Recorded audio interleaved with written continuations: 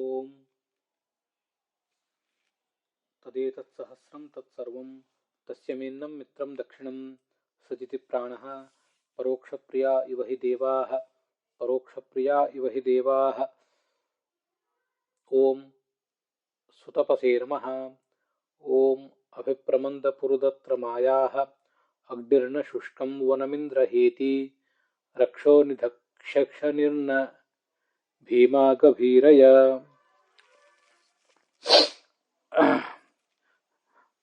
ಶ್ರೀ ಗುರುಭ್ಯೋ ನಮಃ.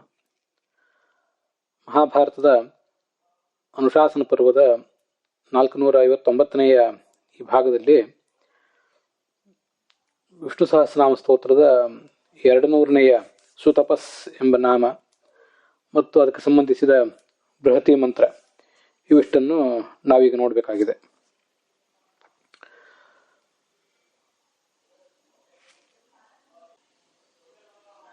ಮೊದಲು ಸುತಪಸ್ ಎಂಬ ಶಬ್ದಕ್ಕೆ ಏನು ಸಾಮಾನ್ಯವಾಗಿ ಅರ್ಥಗಳಾಗ್ತವೆ ಅಂತ ಅನ್ನೋದನ್ನು ನೋಡೋಣ. ಶ್ರೇಷ್ಠವಾದ ತಪಸ್ಸನ್ನು ಮಾಡಿರುವ ದೇವತೆಗಳು, ಋಷಿಗಳು ಯಾರಿದ್ದಾರೆ ಅವರಲ್ಲಿ ಭಗವಂತ ತಾನು ಸುತಪಸ್ ಎಂಬ ನಾಮದಿಂದ ಸನ್ನಿಹಿತನಾಗಿದ್ದಾನೆ ಅಂತ ಅರ್ಥ. ಮತ್ತು ತಾನು ನರ, ನಾರಾಯಣ ಇತ್ಯಾದಿ ರೂಪದಿಂದ ಕ್ಲಿಷ್ಟವಾದ ತಪಸ್ಸನ್ನು ಮಾಡಿದವನು ಅಂತಲೂ ಅದಕ್ಕೆ ಅರ್ಥ ಆಗ್ಬೋದು.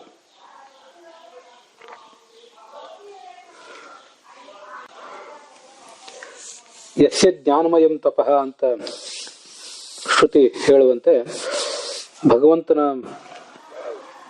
ಜ್ಞಾನವೇ ಆತನ ತಪಸ್ಸು.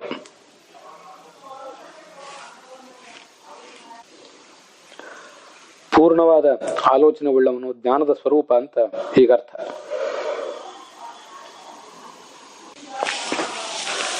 ಶತ್ರುಗಳನ್ನ ಸುಟ್ಟು ಹಾಕಬಲ್ಲಂತ ಶಕ್ತಿ, ಆಯುಧ ಉಳ್ಳವನು ಅಂತ ಇನ್ನೊಂದು ಅರ್ಥವನ್ನು ಕೂಡ ವರ್ಣನೆ ಮಾಡ್ತಾರೆ. ಇದಿಷ್ಟು ಸಾಮಾನ್ಯವಾಗಿ ಸುತಪಾಹ ಅನ್ನುವ ನಾಮಕ್ಕೆ ಕಂಡುಬರುವ ಅರ್ಥಗಳು. ಮುಂದೆ ಈ ಮೂಲ ಋಗ್ವೇದದ ಮಂತ್ರಕ್ಕೆ ಮತ್ತು ಸಂಪಾದಿತವಾದ ಮಂತ್ರಕ್ಕೆ ಯಾರ್ಯಾರು ಏನೇನು ಅರ್ಥಗಳನ್ನ ಬರೆದಿದ್ದಾರೆ ಅಂತ ಅನ್ನೋದನ್ನ ಈಗ ನೋಡೋಣ. 6ನೇ ಮಂಡಲದ 18ನೇ ಸೂಕ್ತದಲ್ಲಿ 9ನೇ ಮಂತ್ರ, ಅದರ ಕೊನೆಯ ಅಭಿಪ್ರಮಂದ ಪುರುದತ್ರ ಮಾಯಾಹ ಅನ್ನುವಷ್ಟು ಶಬ್ದಗಳು, ಮತ್ತೆ ಅಗ್ನಿರ್ನ ಶುಷ್ಕಂ ವನಮಿಂದ್ರಹೀತಿ ರಕ್ಷೋ ನಿಧಕ್ಷನಿರ್ನ ಭೀಮ ಗಂಭೀರಯ, ಇದಿಷ್ಟು ಭಾಗವನ್ನ 10ನೇ ಮಂತ್ರದಿಂದ ಸ್ವೀಕಾರ ಮಾಡಿ ಈ ಬೃಹತಿ ಮಂತ್ರವನ್ನ ಹೆಣೆದಿದ್ದಾರೆ. ರಘುನಾಥ ತೀರ್ಥರ ದೃಷ್ಟಿಯಲ್ಲಿ ಸಂಪಾದಿತವಾದ ಬೃಹತಿ ಮಂತ್ರದ ಸ್ವರೂಪ ಇದು. ಆದರೆ ಮೂಲ ಮಂತ್ರಗಳಿಗೆ ಸಾಯಣಾಚಾರ್ಯ ಏನು ಅರ್ಥ ಹೇಳ್ತಾರೆ ಅಂತ ಅನ್ನೋದನ್ನ ನೋಡ್ಬೇಕು. ಹೀಗೆ ಪುರುದತ್ರ ಅಂದ್ರೆ ಬಹುಧನ ಉಳ್ಳವನೇ, ದೊಡ್ಡ ಸಂಪತ್ತುಳ್ಳವನೇ ಅಂತ ಸಾಯಣಾಚಾರ್ಯರು ಅದಕ್ಕೆ ವ್ಯಾಖ್ಯಾನ ಮಾಡಿದ್ದಾರೆ. ಮಾಯಾ, ದೈತ್ಯರ ಮಾಯೆಗಳನ್ನ ಅಭಿಪ್ರಮಂದ, ನಾಶ ಮಾಡೋ. ಅಗ್ನಿ ಶುಷ್ಕವಾದ ಕಾಡನ್ನ ಹೇಗೆ ಸುಟ್ಟು ಬೂದಿ ಮಾಡ್ತದೋ ಹಾಗೆ ನೀನು ಕೂಡ, ನಿನ್ನ ವಜ್ರಾಯುಧವು ಕೂಡ ಶತ್ರುಗಳನ್ನ ಸುಟ್ಟು ಬೂದಿ ಮಾಡಲಿ.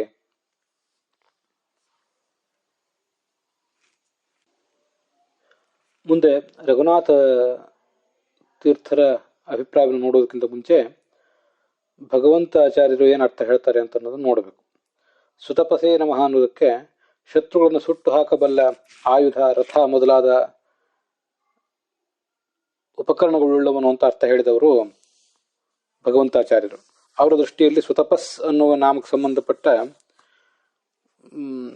ಬೃಹತಿ ಮಂತ್ರ ರಥಮಿಂದ್ರ ತಿಷ್ಠ ಧಿಶ್ವ ವಜ್ರಂ ಹಸ್ತ ಆ ದಕ್ಷಿಣತ್ರ ಅಭಿಪ್ರಮಂದ ಪುರುದತ್ರ ಮಾಯ ಅಗ್ನಿರ್ನ ಶುಷ್ಕಂ ವನಮಿಂದ್ರ ಅನ್ನೋದು.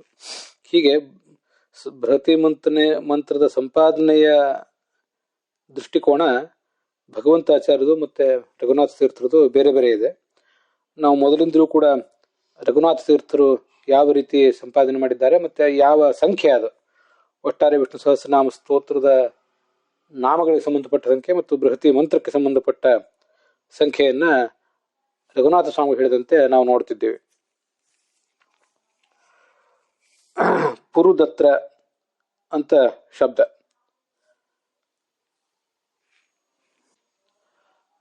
ಪೂರ್ಣ ಐಶ್ವರ್ಯವುಳ್ಳವನು ಅಂತ ಅರ್ಥ. ಮುಂದೆ ಅಸುರರ ಮಾಯೆಗಳನ್ನ ಸುಟ್ಟು ಹಾಕಬೇಕು ನೀನು ಅಂತ ಹೀಗೆ ಭಗವಂತನ ಹತ್ರ, ಭಗವಂತನ ಸನ್ನಿಧಾನದಲ್ಲಿ ಪ್ರಾರ್ಥನೆ.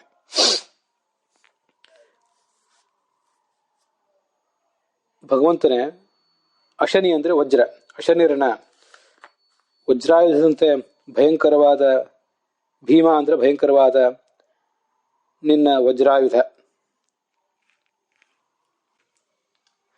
ಹೇತಿ ಅಂದ್ರೆ ಆಯುಧ. ಗಂಭೀರಯ ಅಂದ್ರೆ ಅತ್ಯಂತ ಗಂಭೀರವಾದ ರೀತಿಯಿಂದ ಅಂತ, ಹೀಗಾದ್ರೆ ಅರ್ಥ. ತೀವ್ರವಾದ ರೀತಿಯಿಂದ ಶತ್ರುಗಳನ್ನ ಸುಟ್ಟು ಹಾಕಲಿ, ಇದು ಭಗವಂತಾಚಾರ್ಯರು ಕೂಡ ಕೊಡುವಂತಹ ಅರ್ಥ.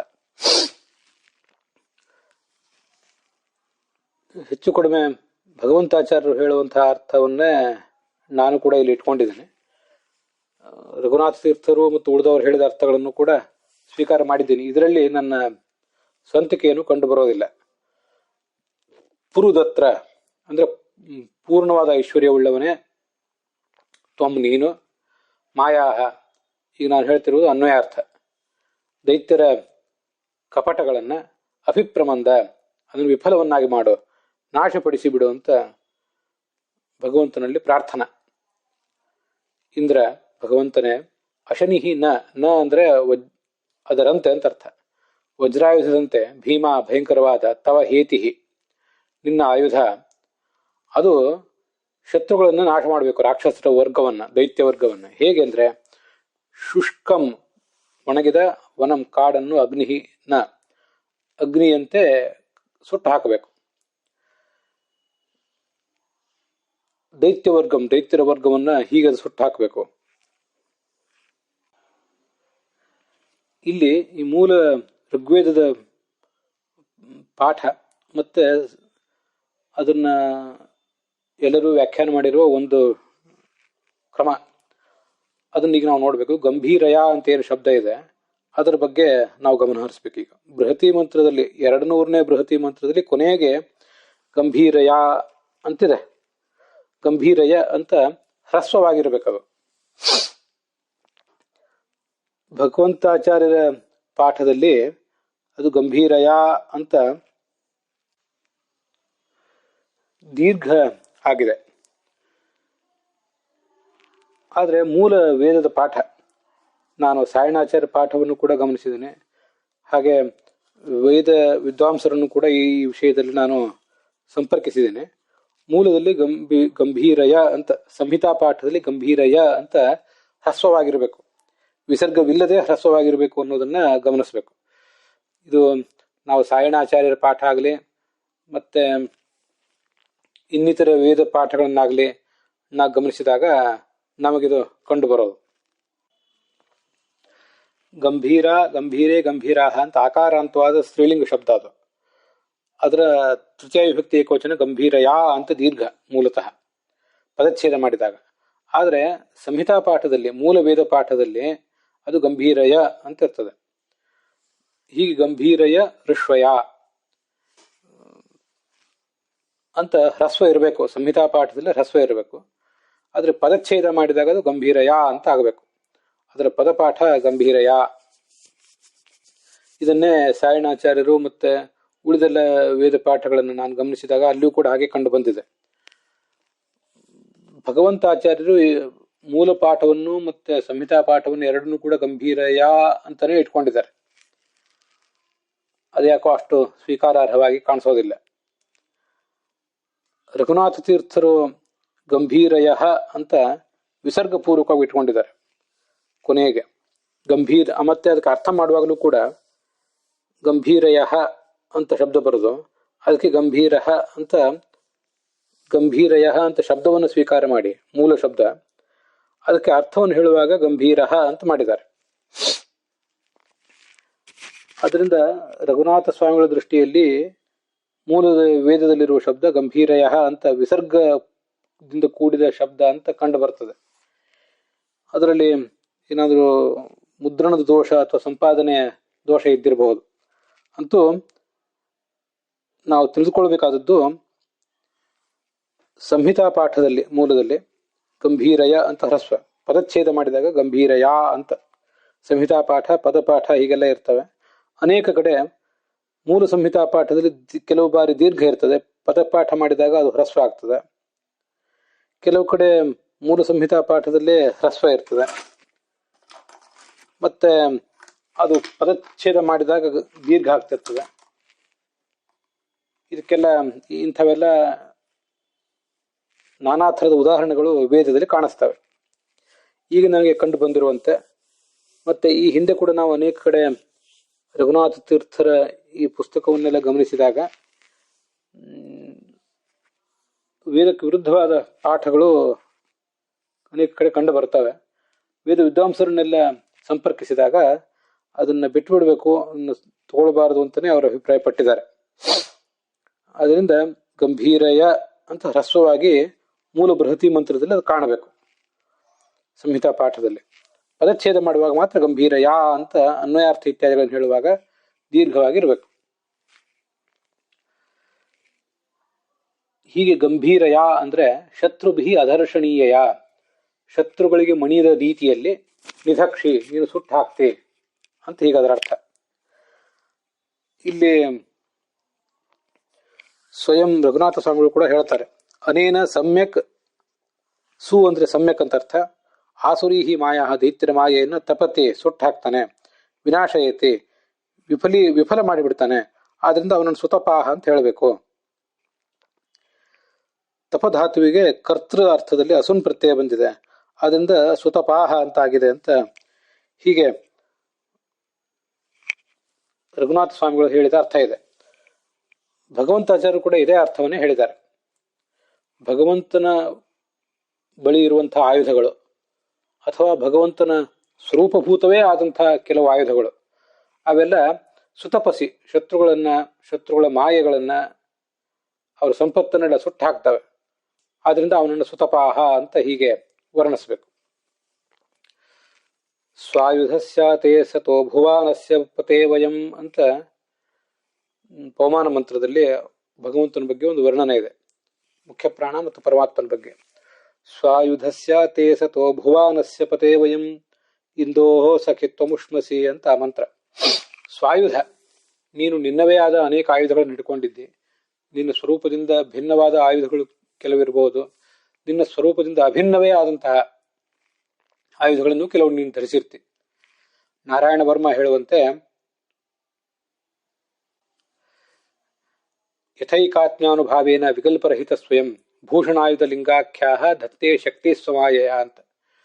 ಆತ ಭಗವಂತ ಭೇದರಹಿತನಾದರೂ ಕೂಡ ತನ್ನದೇ ಮಹಿಮೆಯಿಂದ ತಾನೇ ಆಭರಣವಾಗಿ, ತಾನೇ ಆಯುಧವಾಗಿ ಇತ್ಯಾದಿ ಅನೇಕ ರೂಪಗಳನ್ನು ತಾಳ್ತಾನೆ ಅಂತ ವರ್ಣನೆ ಇದೆ.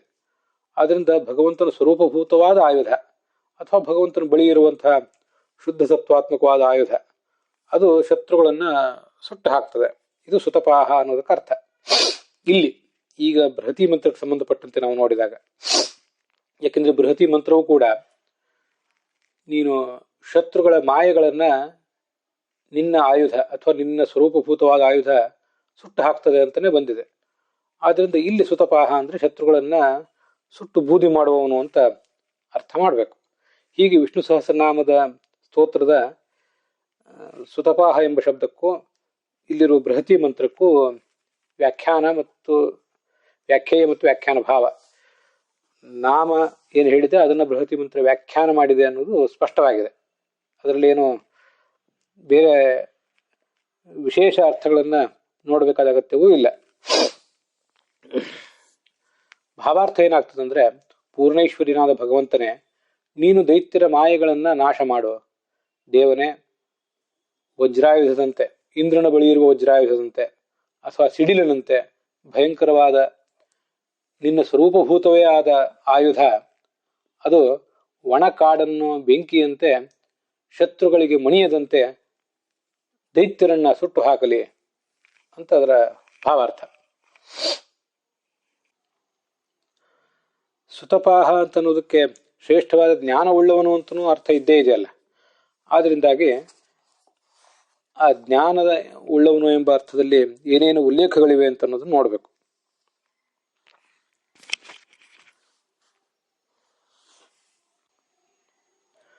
ತಪಸ್ಸು ಅಂದ್ರೆ ಜ್ಞಾನ ಅಂತ ಅರ್ಥ.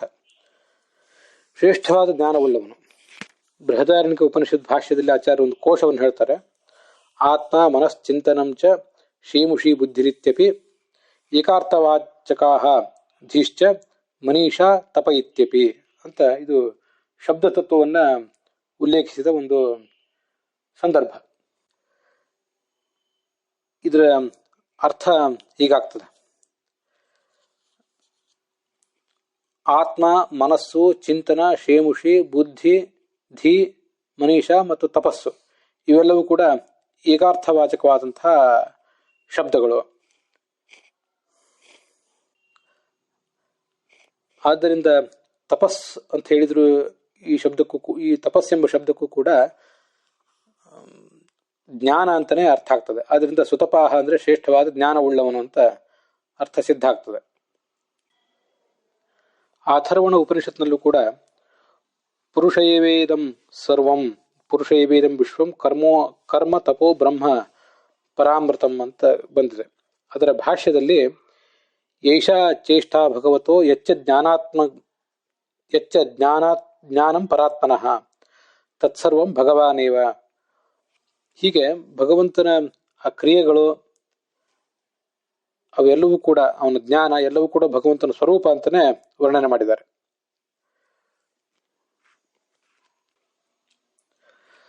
ಭಾಗವತದಲ್ಲಿ ಹೀಗೆ 2ನೇ ಸ್ಕಂದದಲ್ಲಿ ಒಂದು ಉಲ್ಲೇಖ ಇದೆ. ಭಗವಂತ ಚತುರ್ಮುಖ ಬ್ರಹ್ಮನಿಗೆ ಹೇಳಿರುವಂತಹ ಮಾತದು. ತಪೋಮೇ ಹೃದಯಂ ಸಾಕ್ಷಾತ್ ಆತ್ಮಾಹಂ ತಪಸೋನಘ ಸೃಜಾಮಿ ತಪಸೈವೇದಂ ಗ್ರಸಾಮಿ ತಪಸಾ ಪುನಃ ಬಿಭರ್ಮಿ ತಪಸಾ ವಿಶ್ವಂ ವೀರ್ಯಂ ಮೇ ದುಸ್ತರಂ ತಪಃ ಅಂತ. ತಪಸ್ಸು ಅಂದ್ರೆ ಜ್ಞಾನ ನನಗೆ ಬಹಳ ಪ್ರಿಯವಾದ್ದು. ನಾನು ಜ್ಞಾನ ಸ್ವರೂಪ. ಜ್ಞಾನರೂಪವಾದ ತಪಸ್ಸಿನಿಂದ ನಾನು ಜಗತ್ತಿನ ಉತ್ಪತ್ತಿ, ಪಾಲನೆ ಇತ್ಯಾದಿಗಳನ್ನು ಮಾಡ್ತಾ ಇದ್ದೇನೆ. ಹೀಗೆ ತನ್ನ ಪರಾಕ್ರಮ, ಬಲ ಇವೆಲ್ಲವೂ ಕೂಡ ಜ್ಞಾನ ರೂಪವಾದದ್ದು ಅಂತ ವರ್ಣನೆ ಮಾಡಿದ್ದಾರೆ. ಅಲ್ಲೇ ಭಾಷ್ಯದಲ್ಲಿ ಹೀಗೆ ಹೇಳ್ತಾರೆ. ತಪಃ ಪ್ರಿಯಂ ಸದಾ ವಿಷ್ಣು ತಪಸೈವ ಆಪ್ಯತೆ ಹರಿಹಿ. ತಪಸ್ಸು ಅಂದ್ರೆ ಜ್ಞಾನ, ಮನನ ಇವೇ ಭಗವಂತನಿಗೆ ಬಹಳ ಪ್ರಿಯವಾದ್ದು. ಅದರಿಂದಲೇ ಆತನನ್ನು ಪಡೆಯುವುದು ಸಾಧ್ಯ. ಸ್ವಯಂಚ ತಪಸೈವೇದಂ ಬಿಭರ್ತಿ ಜ್ಞಾನಮೇವ ಹಿ. ಆ ತಪಸ್ಸಿನಿಂದಲೇ ಅವನು ಎಲ್ಲವನ್ನೂ ಮಾಡ್ತಾ ಇದ್ದಾನೆ. ತಪಶಬ್ದಾಭಿಧಂ ಪ್ರೋಕ್ತಂ ಜ್ಞಾನರೂಪೋ ಯತೋ ಹರಿಹಿ. ಜ್ಞಾನವೀರ್ಯೋ ಜ್ಞಾನಬಲೋ ಜ್ಞಾನಾನಂದ ಉದೀರಿತ ಅಂತ. ಭಗವಂತನ ವೀರ್ಯ ಅದು ಜ್ಞಾನ ಸ್ವರೂಪ, ಅವನ ಬಲ ಅದು ಜ್ಞಾನ ಸ್ವರೂಪ, ಅವನ ಆನಂದವೂ ಜ್ಞಾನ ಸ್ವರೂಪ. ಹೀಗೆ ಭಗವಂತ ಸುತಪಸ್ ಅಂದ್ರೆ ಶ್ರೇಷ್ಠವಾದ ಜ್ಞಾನ ಮನನ ಉಳ್ಳವನು ಅಂತ ಅದರ ಅರ್ಥ. ಮತ್ತು ಅದರಿಂದ ಅಭಿನ್ನವಾದ ಕ್ರಿಯೆ ಆನಂದವುಳ್ಳವನು ಅಂತನೂ ಅರ್ಥವನ್ನು ತಿಳ್ಕೊಳ್ಬಹುದು. ಇವನ ಅನುಗ್ರಹದಿಂದ ಎಲ್ಲರೂ ಕೂಡ ತಪಸ್ಸನ್ನು ಸರಿಯಾಗಿ ಮಾಡ್ತಾರೆ. ಸುಷ್ಠು ತಪಂತಿ ಅನೇನ ಅಂತ ಇನ್ನೊಂದು ಅರ್ಥವನ್ನು ಹೇಳಬಹುದು. ತಪಶ್ಚಾಸ್ಮಿ ತಪಸ್ವಿಷು. ತಪಸ್ವಿ ಸಂಸ್ಥಾ ತಪತಿ ಅಂತ ಭಗವದ್ಗೀತೆಯ 7ನೇ ಅಧ್ಯಾಯದಲ್ಲಿ ಬರುವಂತಹ ಒಂದು ಉಲ್ಲೇಖ ಮತ್ತು ಅದರ ಗೀತಾ ಪ್ರಸ್ಥಾನದಲ್ಲಿ ಆಚಾರ್ಯರು ಹೇಳುವಂತ ಮಾತು ಕೂಡ. ತಪಸ್ವಿಗಳಲ್ಲಿ ಭಗವಂತ ತಪಸ್ಸನ್ನ ಒಳಗಿದ್ದು ಅವರ ಮೂಲಕ ತಪಸ್ಸನ್ನು ಮಾಡಿಸ್ತಾನೆ. ಅಸುರ ಸ್ವಭಾವದವರನ್ನ ಸಂಸಾರದಲ್ಲಿ ಹುಟ್ಟಿ ಅವರು ನಾನಾ ಥರದ ಕಷ್ಟ ಕೋಟಲೆಗಳನ್ನು ಅನುಭವಿಸಿ ಮುಂದೆ ಭಗವಂತನನ್ನ ಭಾಗವತರನ್ನು ದ್ವೇಷಿಸಿ ನಿತ್ಯ ನರಕವನ್ನು ಹೊಂದುವಂತೆ ಮಾಡುವವನು ಕೂಡ ಅವನೇ.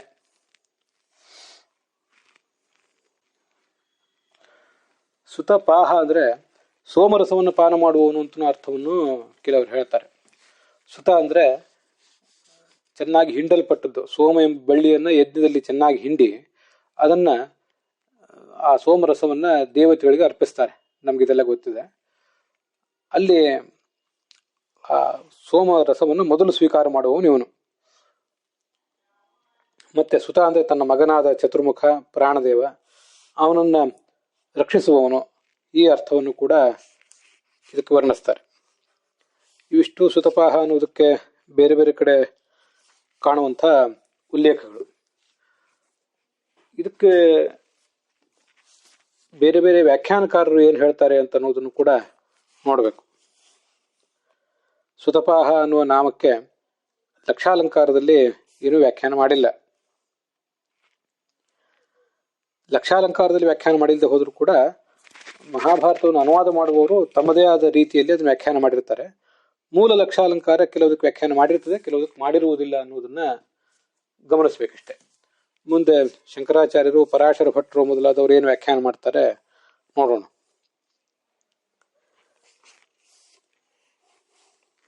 ಶ್ರೇಷ್ಠ ತಪಸ್ವಿ ಅಂತ ಒಂದು ಅರ್ಥ. ಶಾಂಕರ ಭಾಷ್ಯದ ಪ್ರಕಾರ ಬದರಿಕಾಶ್ರಮದಲ್ಲಿ ನರನಾರಾಯಣ ರೂಪದಿಂದ ಶ್ರೇಷ್ಠ ತಪಸ್ಸನ್ನು ಮಾಡಿದವನು. ತಪಸ್ಸು ಅಂದ್ರೆ ಮನಸ್ಸು ಮತ್ತೆ ಇಂದ್ರಿಯಗಳ ನಿಗ್ರಹ. ಮನಸ್ಸಶ್ಚ ಇಂದ್ರಿಯಾಣಾಂಚ ಅಪಿ ಏಕಾಗ್ರ್ಯಂ ಪರಮಂ ತಪಃ ಅಂತ ಮೋಕ್ಷ ಧರ್ಮ ಪರ್ವದಲ್ಲಿ ಬರುವ ಮಾತೊಂದನ್ನು ಶಂಕರಾಚಾರ್ಯರು ಉದ್ಧರಿಸ್ತಾರೆ. ಮನಸ್ಸಿನ ಮತ್ತು ಇಂದ್ರಿಯಗಳ ನಿಗ್ರಹವನ್ನೇ ತಪಸ್ಸು ಅಂತ ಹೇಳ್ತಾರೆ. ಅಂಥ ತಪಸ್ಸನ್ನ ತಾನು ಮಾಡಿ ಇನ್ನೊಬ್ಬರಿಗೆ ಮಾಡಿಸುವವನು. ಪರಾಶರ ಭಟ್ಟರ ವ್ಯಾಖ್ಯಾನದ ಪ್ರಕಾರ ಶ್ರೇಷ್ಠವಾದ ಜ್ಞಾನ ಇದ್ದವನು, ಜ್ಞಾನದ ಅಭಿನ್ನವಾದ ಜ್ಞಾನಮಯವಾದ ಶರೀರವುಳ್ಳವನು. ತಪೋ ಬುದ್ಧಿ ಸೈವ ತನುಹು ಸುತಪಾಹ ಯಸ್ಸ ಸ್ಮೃತಃ. ತಪಸ್ಸು ಅಂದ್ರೆ ಬುದ್ಧಿ, ಆ ಬುದ್ಧಿಯೇ ಆತನ ಶರೀರ. ನಮ್ಮಂತೆ ರಕ್ತ ಮಾಂಸದಿಂದ ತುಂಬಿದ ಶರೀರ ಅಲ್ಲ ಅದು. ಹೀಗೆ ಜ್ಞಾನಮಯವಾದ ಶರೀರ ಅಂತ ಅದರ ಅರ್ಥ. ಸತ್ಯಸಂಧ ಸ್ವಾಮಿಗಳ ವ್ಯಾಖ್ಯಾನದ ಪ್ರಕಾರ ಶ್ರೇಷ್ಠವಾದ ಜ್ಞಾನವುಳ್ಳವನು, ಮತ್ತೆ ಮಗನಾದ ಚತುರ್ಮುಖ ಬ್ರಹ್ಮನನ್ನು ರಕ್ಷಿಸುವವನು, ಸೋಮಪಾನ ಮಾಡುವವನು, ಇವೆಲ್ಲ ಅರ್ಥಗಳು. ಅದರಲ್ಲಿ ನಾವೀಗ ಕೆಲವು ಅರ್ಥಗಳನ್ನ ನೋಡೇ ಇದ್ದೇವೆ. ಶೋಭನಂ ತಪೋ ಯಸ್ಯ ಸಹ ಸುತಪಾಹ ಪಾರಕ್ಷಣಿ ಇತ್ಯತಃ ಸುತಂ ಚತುರ್ಮುಖಂ ಪಾತೀತಿ ವಾ ಸುತಪಾಹ ಸುತಂ ಅಭೀಷ್ಟಿತಂ ಸೋಮರಸಂ ಪಿಬತೀತಿ ವಾ. ಇವಿಷ್ಟು ಸುತಪಾಹ ಅನ್ನೋದ್ರ ಬಗ್ಗೆ ನಾವು ನೋಡಿದಂತಹ ಬೇರೆ ಬೇರೆ ಉಲ್ಲೇಖಗಳು ಮತ್ತೆ ಅದರ ವಿಭಿನ್ನ ಅರ್ಥಗಳು ಕೂಡ.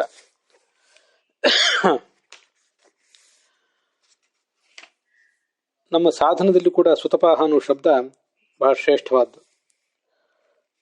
ಆತ ಕೇವಲ ಯಾರೋ ದೈತ್ಯರನ್ನು ಮಾತ್ರ ಸಂತಾಪಕ್ಕೊಳಪಡಿಸ್ತಾನೆ ಅಂತಲ್ಲ. ನಾವು ಕೂಡ ಅನೇಕ ಥರದ ಸಂತಾಪಗಳನ್ನ ಈ ಜಗತ್ತಿನಲ್ಲಿ ಅನುಭವಿಸ್ತೇವೆ.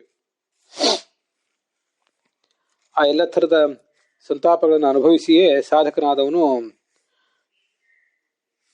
ತನ್ನ ಸಾಧನೆಯನ್ನು ಮುಂದುವರಿಸಿ ಪರಗತಿಗೆ ತಲುಪ್ತಾನೆ. ಬೃಹದಾರಣ್ಯಕ ಉಪನಿಷತ್ತಿನ 4ನೇ ಅಥವಾ 6ನೇ ಅಧ್ಯಾಯದಲ್ಲಿ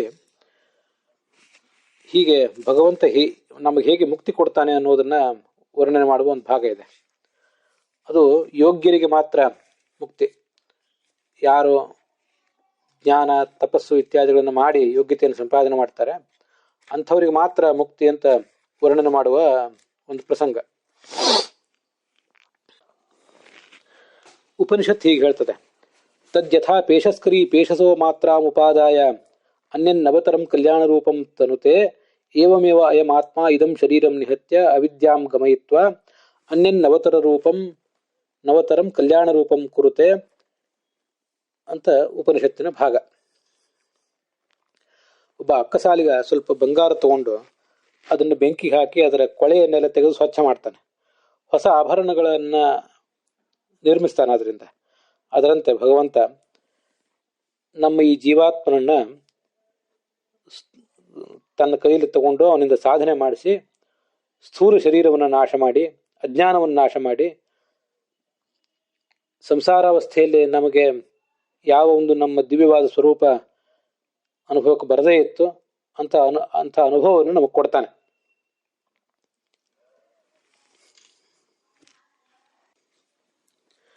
ಅದರ ಭಾಷ್ಯದಲ್ಲಿ ಹೀಗೆ ಹೇಳ್ತಾರೆ: ಸ್ವರ್ಣಕಾರೋ ಯಥಾ ಸ್ವರ್ಣಮನ ಭಗ್ನೌ ನಿಹತ್ಯ ಚ ಶುದ್ಧೇನ ತೇನ ಚಾತ್ಮೇಷ್ಟಂ ಕುರುತೆ ರೂಪಮಂಜಸ ಇವಂ ಸ ಭಗವಾನ್ ವಿಷ್ಣು ಜೀವಸ್ವರ್ಣಸ್ಯ ಯನ್ಮಲಂ. ಜೀವ ಅನ್ನೋದೊಂದು ಬಂಗಾರ.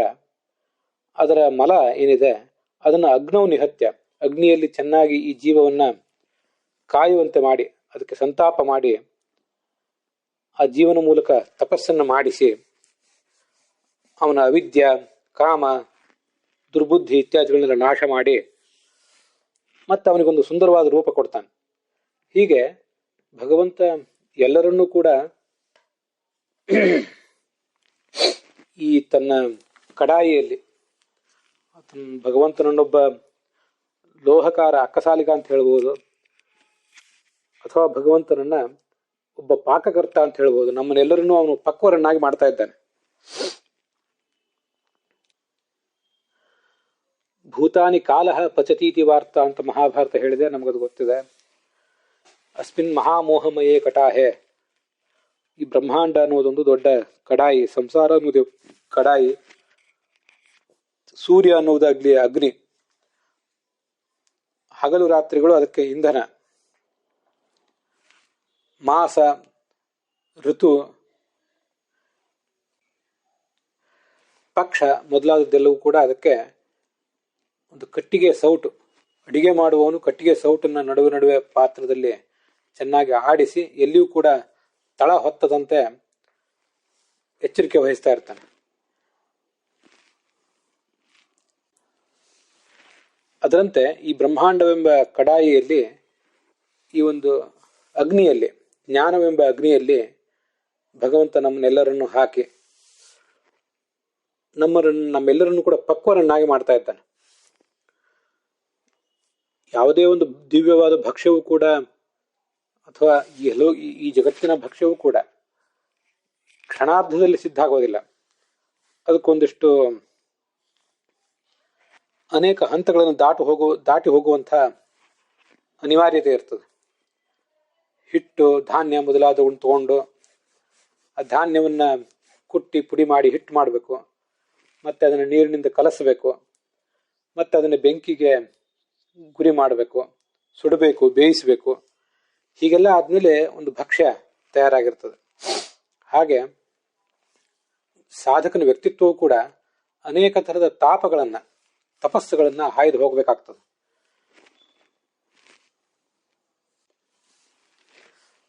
ಆದ್ರಿಂದ ಈ ಜಗತ್ತಿನಲ್ಲಿ ನಮ್ಮ ಪ್ರತಿಯೊಬ್ಬ ವ್ಯಕ್ತಿಯೂ ಕೂಡ, ಸಾಧಕನಾದವನು, ಸಜ್ಜನನಾದವನು ಕೂಡ ಅನೇಕ ತರದ ಕಷ್ಟಕೋಟಲೆಗಳನ್ನು ಅನುಭವಿಸುವುದು, ಇದೆಲ್ಲವೂ ಕೂಡ ಭಗವಂತ ನಮ್ಮನ್ನ ನಾನಾ ಥರದ ತಪಸ್ಸುಗಳಿಗೆ ಒಳಪಡಿಸ್ತಾ ಇದ್ದಾನೆ ಅಂತಲೇ ಭಾವಿಸಬೇಕು. ತದೈತತ್ ತಪೋ ವ್ಯಾಧಿತಸ್ತಪ್ಯತೆ, ಏನು ದೈಹಿಕವಾದ ಮಾನಸಿಕವಾದ ವ್ಯಾಧಿಗಳು ನಮ್ಮನ್ನು ಪೀಡಿಸ್ತಾವಲ್ಲ, ಇವೆಲ್ಲ ಒಂದು ತಪಸ್ಸು ಅಂತ ಬೃಹದಾರಣ್ಯಕ ಉಪನಿಷತ್ತು ಕೂಡ ಮುಂದೆ ಒಂದು ಕಡೆ ಕೂಡ ವರ್ಣಿಸ್ತದೆ. ಹೀಗೆ ಎಲ್ಲರನ್ನೂ ನಾನಾ ಥರದ ತಾಪಕ್ಕೆ, ತಪಸ್ಸಿಗೆ ಒಳಪಡಿಸಿ ಅವರನ್ನ ತಮ್ಮ ಪಾಕೇನ ಮನಸಾಪಶ್ಯಂ, ಪಕ್ವವಾದ ಮನಸ್ಸಿನಿಂದ ನಾವು ಭಗವಂತನನ್ನ ಕಾಣುವಂತೆ ಮಾಡಿ ನಮ್ಮನ್ನ ಆತ ಸದ್ಗತಿಗೆ ಏರಿಸ್ತಾನೆ. ಹೀಗೆ ನಮ್ಮ ವ್ಯಕ್ತಿತ್ವಕ್ಕೆ ಸಂಬಂಧಪಟ್ಟಂತೆ ಮತ್ತು ಭಗವಂತನ ವ್ಯಕ್ತಿತ್ವಕ್ಕೆ ಸಂಬಂಧಪಟ್ಟಂತೆ ಕೂಡ ಸುತಪಸ್ಸು ಅನ್ನೋ ಶಬ್ದ ತುಂಬ ಮಹತ್ವಪೂರ್ಣವಾದದ್ದು. ನಮ್ಮಿಂದಲೂ ನಮಗೂ ಪಾಕವನ್ನ ಮಾಡಿಸ್ತಾನೆ, ತಪಸ್ಸನ್ನು ಮಾಡಿಸ್ತಾನೆ, ಸಂತಾಪ ಮಾಡಿಸ್ತಾನೆ. ತಾನು ಕೂಡ ಜ್ಞಾನರೂಪವಾದ ಸೃಷ್ಟಿ, ಪಾಲನ, ನಾಶ ಮೊದಲಾದವುಗಳನ್ನು ಮಾಡುವವನು. ತನ್ನ ವ್ಯಕ್ತಿತ್ವದ ದೃಷ್ಟಿಯಿಂದಲೂ ಹೀಗೆ ಅವನು ಸುತಪಸ್. ನಮ್ಮಿಂದ ಆತ ಮಾಡಿಸುವ ಕ್ರಿಯೆಗಳು ಕೂಡ ಸುತಪಸ್. ನಮಗಾಗುವ ಎಲ್ಲ ಥರದ ಅನುಭವಗಳು ಕೂಡ ಅವನು ನಮಗೆ ಮಾಡಿಸ್ತಾ ಇರುವಂಥ ತಪಸ್ಸು ಅಂತಲೇ ಭಾವಿಸ್ಬೇಕು. ನಮ್ಮಲ್ಲಿ ಅದೆಷ್ಟೋ ಕಾಲದಿಂದ ಹೆಪ್ಪು ಕಟ್ಟಿ ಕೂತಂತಹ ಒಂದು ಅಜ್ಞಾನ, ಅಂದರೆ ತಿಳುವಳಿಕೆಯ ಕೊರತೆ ಮತ್ತು ವಿಪರೀತ ಜ್ಞಾನ, ಇವೆಲ್ಲ ಏನಿವೆ, ಆ ಭಗವಂತನೆಂಬ ಆಯುಧ ನಮ್ಮನ್ನ ಸಿಡಿಲಿನಂತೆ ಜೋರಾಗಿ ಬಂದು ಅಪ್ಪಳಿಸ್ಬೇಕು. ಹಾಗೆ ಅಪ್ಪಳಿಸಿದಾಗ ಈ ಅಜ್ಞಾನದ ಗಟ್ಟಿಮುಟ್ಟಾದ ಕವಚ ಸಿಡಿದು ಹೋಗಿ ಒಳಗಿರುವಂಥ ಒಂದು ಜೀವನ ಅದ್ಭುತವಾದ ಕಲ್ಯಾಣ ಸ್ವರೂಪ ಏನಿದೆ ಅದು ಹೊರಗೆ ವ್ಯಕ್ತ ಆಗಲಿಕ್ಕೆ ಸಾಧ್ಯ. ಅದಕ್ಕಾಗಿ ವಜ್ರಾಯುಧದಂತೆ ಸಿಡಿಲಿನಂತೆ ನೀನು ನಿನ್ನ ಆಯುಧ ಈ ನಮ್ಮಲ್ಲಿ ಹೆಪ್ಪುಗೊಟ್ಟಿರುವಂತಹ ಈ ಕಪಟದ ಸ್ವಭಾವ, ಎಲ್ಲ ರೀತಿಯಾದಂತಹ ಅಪ್ರಾಮಾಣಿಕತನಗಳು ಭಾಗವತದಲ್ಲಿ ಹೇಳುವಂತೆ ಕೈತವ, ಆ ಕೈತವ ಎಲ್ಲವೂ ಹೋಗಿ ಶುದ್ಧವಾದ ಧರ್ಮ ನಮಗೆ ಹೊಳೆಯಬೇಕು, ಮತ್ತೆ ನಾವು ಅದನ್ನ ಆಚರಿಸುವಂತಾಗಬೇಕು. ಅದಕ್ಕೆ ಇಷ್ಟೆಲ್ಲ ಭಗವಂತನ ಅನುಗ್ರಹಗಳನ್ನ ನಾವು ಆತನಿಂದ ನಿರೀಕ್ಷಿಸಬೇಕು. ಹೀಗೆ ಆ ನಾಮ ಮತ್ತು ಬೃಹತಿ ಮಂತ್ರಕ್ಕೆ ಅರ್ಥ. ಅಲ್ಲಿಗೆ ಈ ಭಾಗ ಸಮಾಪ್ತವಾಗಿದೆ.